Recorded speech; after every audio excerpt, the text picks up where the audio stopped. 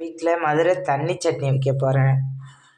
டிஃபனுக்கு பாருங்க, பெரிய வெங்காயம் 2 அரிஞ்சு வச்சுருக்கேன், 2 பச்சை மிளகா, 2 காஞ்ச மிளகா, 5-6 பல் சின்ன பல்லாக பூண்டு. இப்போ எண்ணெய் சட்டியில் எண்ணெயை ஊற்றிருக்கேன். அதில் போட்டு எல்லாத்தையும் வதக்கிக்க வேண்டியதுதான்.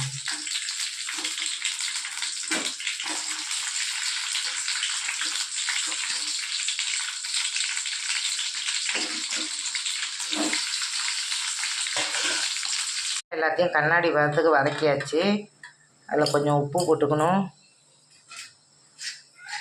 கொஞ்சம் பொட்டுக்கடலை போட்டுக்கணும், எல்லாத்தையும் போட்டு நல்லா அரைச்சிக்கணும். இப்போ சட்னி தாளிக்க போகிறேன். எண்ணெய் சட்டி வச்சு எண்ணெய் ஊற்றிருக்கேன். கடுகு உளுத்தம் பருப்பும் போட்டுக்கிறேன்.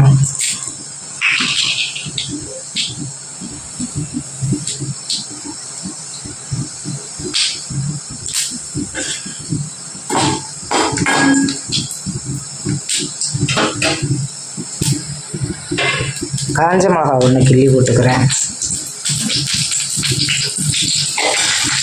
கடுகு பொரிஞ்சிட்டு சின்ன வெங்காயம் 4, கருவேப்பிலை 4 கொத்தும் போட்டுக்கிறேன்.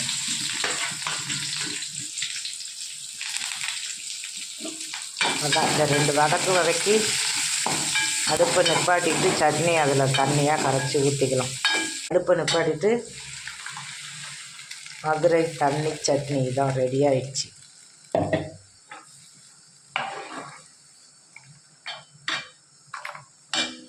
சுட சுட இட்லியை வச்சு மதுரை தண்ணி சட்னி நல்லா தண்ணியாக நல்லா வச்சு சட்னியை மாதிரி நிறையா ஊற்றி சாப்பிடுங்க.